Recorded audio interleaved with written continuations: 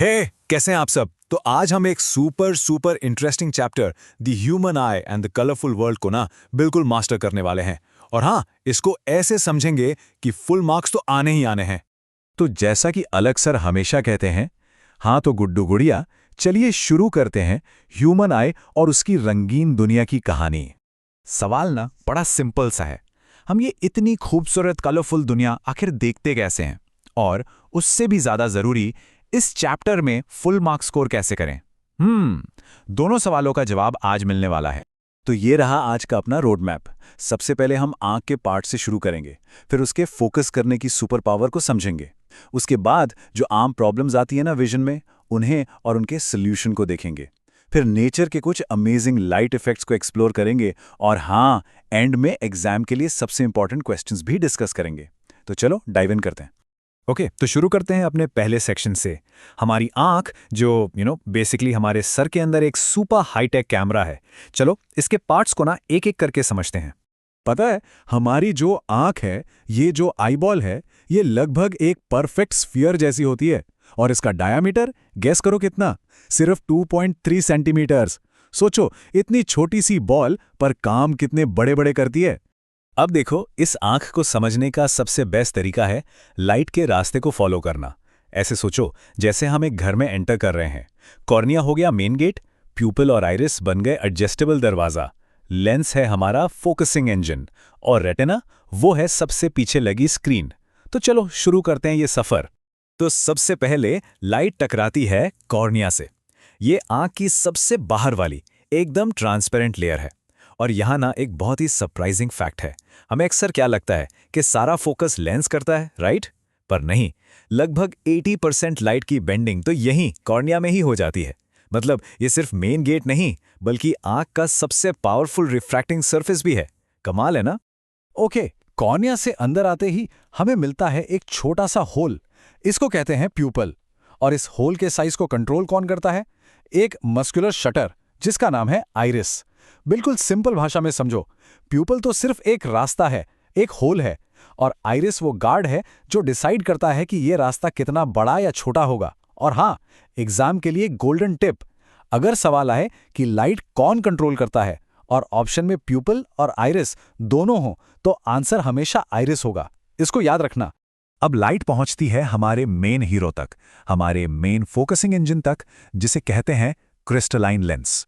ये एक flexible convex lens है जो रियल और हाँ इन्वर्टेड यानी उल्टी इमेज बनाता है। इस लेंस को पकड़ के रखते हैं सिलियरी मसल्स, जो इसकी शेप को बदल सकते हैं। और इमेज बनती कहाँ है? वो बनती है पीछे एक स्क्रीन पर, जिसे हम रेटिना कहते हैं। फाइनली इस रेटिना से सिग्नल ब्रेन तक जाता है ऑप्टिक नर्व के थ्रू, बिल्कुल एक इलेक्ट्रिक वायर की तरह। सिंपल है ना पूरा प्रोसेस? चलो अब आते हैं हमारी आंखों की उस काबिलियत पर जो सच बताऊं किसी भी हाईटेक डीएसएलआर कैमरा से भी बेहतर है, और इसे कहते हैं पावर ऑफ अकोमोडेशन। ये सच में एक असली सुपर पावर है। तो ये पावर ऑफ अकोमोडेशन है क्या चीज? इसका सिंपल सा मतलब है आई लेंस की वो मैजिकल एबिलिटी जिससे वो अपनी फोकल लेंथ को एडजस्ट कर सकता है। और इसी पावर की वजह से हम पास में रखी किताब और दूर के पहाड़ दोनों को एकदम साफ साफ देख पाते हैं। मतलब हमारा लेंस फिक्स्ड नहीं बल्कि डायनामिक है, बिल्कुल स्मार्ट है। तो ये होता कैसे है? बड़ा सिंपल सा मैकेनिज्म है।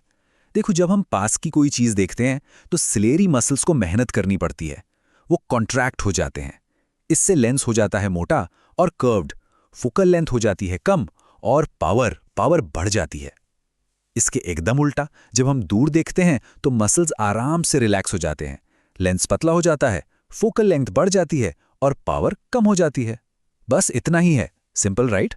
लेकिन कभी कभी इस परफेक्ट सिस्टम में थोड़ी गड़बड़ हो जाती है। तो अब हम बात करेंगे विजन के कुछ सबसे कॉमन डिफेक्ट्स की, जैसे मायोपिया और हाइपरमेट्रोपिया। पर टेंशन की कोई बात नहीं, इनके सॉल्यूशंस भी उतने ही सिंपल हैं। तो सबसे पहले बात करते हैं मायोपिया की, जिसे नियर साइटेडनेस भी कहते हैं। इसमें जैसा कि नाम से ही साफ है, पास की चीजें तो एकदम क्लियर दिखती हैं पर दूर की नहीं। सोचो, क्लास में बैठे हो, अपनी कॉपी तो दिख रही है पर ब्लैक बोर्ड पर क्या लिखा है? सब धुंधला, सब ब्लरी। ऐसा इसलिए होता है क्योंकि इमेज रेटिना पर बनने की जगह उसके सामने ही बन जाती है, पहले ही बन जाती है। अब इसके दो मेन कारण हो सकते हैं। या तो आई लेंस जरूरत से ज्यादा मोटा हो गया है या फिर आई बॉल ही लंबा हो गया है। दोनों ही केस में प्रॉब्लम क्या है कि लाइट जरूरत से ज्यादा कन्वर्ज हो रही है। तो सोल्यूशन क्या होगा? सिंपल, एक ऐसा लेंस यूज करो जो लाइट को थोड़ा फैला दे, यानी एक डाइवर्जिंग लेंस, मतलब कि कॉनकेव लेंस का चश्मा। ये लाइट को थोड़ा फैला देगा ताकि इमेज आराम से ठीक रेटिना पर बन सके। ओके, अब आते हैं इसके बिल्कुल उल्टे डिफेक्ट पर, हाइपरमेट्रोपिया यानी फार साइटेडनेस। इसमें दूर की चीजें तो मस्ट क्लियर हैं, पर पास की नहीं। आपने जरूर देखा होगा कुछ लोग किताब या न्यूज़पेपर को बिल्कुल हाथ सीधा करके दूर पकड़कर पढ़ते हैं। बस वो यही डिफेक्ट है। इस केस में इमेज रेटिना के पीछे बनती है। और इसके भी दो ही कारण हैं। या तो आई लेंस की फोकल लेंथ बहुत ज्यादा लंबी हो गई है, मतलब वो बेचारा ठीक से मोटा ही नहीं हो पा रहा, या फिर आई बॉल ही छोटा हो गया है। तो यहां प्रॉब्लम क्या है? लाइट ठीक से कन्वर्ज ही नहीं हो पा रही। तो इसका सोल्यूशन एकदम लॉजिकल है। एक कन्वर्जिंग लेंस यानी कॉन्वेक्स लेंस ये लाइट को थोड़ी एक्स्ट्रा हेल्प देगा, थोड़ा और कन्वर्ज करेगा ताकि वो ठीक रेटिना पर फोकस हो जाए। ओके, तो आंख की बायोलॉजी से निकलकर अब थोड़ी सी फिजिक्स की तरफ चलते हैं।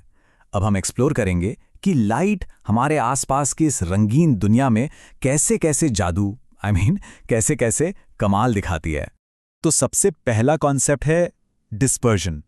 जब व्हाइट लाइट जैसे सूरज की रोशनी एक प्रिज्म से गुजरती है तो वो अपने 7 ब्यूटीफुल कलर्स में स्प्लिट हो जाती है। विबग्योर, याद है ना? इस पूरे बैंड ऑफ कलर्स को हम कहते हैं स्पेक्ट्रम। और यहां सबसे जरूरी बात जो याद रखनी है वो ये है कि वायलेट लाइट सबसे ज्यादा बेंड होती है और रेड लाइट सबसे कम। वी सबसे ज्यादा, आर सबसे कम। और पता है, यही डिस्पर्जन रेनबो बनने का सीक्रेट है। बारिश के बाद हवा में जो पानी की हर एक बूंद होती है ना, वो एक छोटे से नन्हे से प्रिज्म की तरह काम करती है। इसमें 3 चीजें होती हैं। पहले लाइट एंटर करती है तो होती है रिफ्रैक्शन और डिस्पर्जन। फिर बूंद के अंदर ही अंदर होती है टोटल इंटरनल रिफ्लेक्शन। और फाइनली जब लाइट बूंद से बाहर निकलती है तो एक बार फिर से रिफ्रैक्शन होती है। बस इन 3 स्टेप्स से बनता है खूबसूरत रेनबो। नेचर की फिजिक्स, वाओ। एटमॉस्फेयर में भी लाइट के कमाल कुछ कम नहीं है। जैसे तारों का टिमटिमाना, ये होता है एटमॉस्फेरिक रिफ्रैक्शन की वजह से। आसमान नीला क्यों दिखता है? ये होता है स्कैटरिंग ऑफ लाइट के कारण। हवा में जो छोटे छोटे पार्टिकल्स होते हैं वो ब्लू लाइट को सबसे ज्यादा बिखेर देते हैं, स्कैटर कर देते हैं। इसलिए पूरा आसमान नीला दिखता है। और सोचो, सनराइज और सनसेट के टाइम सूरज लाल क्यों होता है? क्योंकि तब लाइट को हम तक आने के लिए बहुत लंबा रास्ता तय करना पड़ता है, जिससे सारी ब्लू लाइट तो रास्ते में ही स्कैटर हो जाती है। हम तक बेचारी सिर्फ रेड लाइट ही पहुंच पाती है। चलो, अब टाइम है एक टिपिकल एग्जाम स्टाइल क्वेश्चन का। सवाल है, एक स्टूडेंट को टेक्स्ट बुक पढ़ने में दिक्कत हो रही है, लेकिन ब्लैक बोर्ड एकदम साफ दिख रहा है। तो बताओ, ए, डिफेक्ट कौन सा है? पास का नहीं दिख रहा, दूर का दिख रहा है, मतलब हाइपरमेट्रोपिया। बी, इसके कारण क्या हो सकते हैं? 2 ही हैं, या तो आईबॉल का छोटा हो जाना या लेंस की फोकल लेंथ का लंबा हो जाना। और सी, इसे ठीक कैसे करेंगे? कन्वर्ज कराना है ना, तो हम यूज करेंगे एक कॉन्वेक्स लेंस। देखा, अगर कॉन्सेप्ट क्लियर है तो आंसर देना कितना आसान है। तो चलो एक फटाफट वाला रिकैप करते हैं। आज हमने आंख के अंदर का पूरा सफर किया, उसकी फोकस करने की सुपर पावर यानी पावर ऑफ अकोमोडेशन को समझा। हमने उसकी कॉमन प्रॉब्लम्स को डायग्नोस करना सीखा, और हाँ, हमारी दुनिया में लाइट के खूबसूरत जादू को भी एक्सप्लोर किया। और हाँ, जाते जाते एक सवाल आप सबके लिए छोड़कर जा रहा हूं। अगर हमारा ब्रेन रेटिना पर बनी एक उल्टी इमेज को ऑटोमेटिकली सीधा करके हमें दिखा सकता है, तो सोचो हमारी रियलिटी में और ऐसी कितनी चीजें हैं जो शायद सिर्फ हमारे परसेप्शन यानी हमारे नजरिए का खेल हैं। इस पर सोचना जरूर। मिलते हैं अगले सेशन में, तब तक कीप लर्निंग।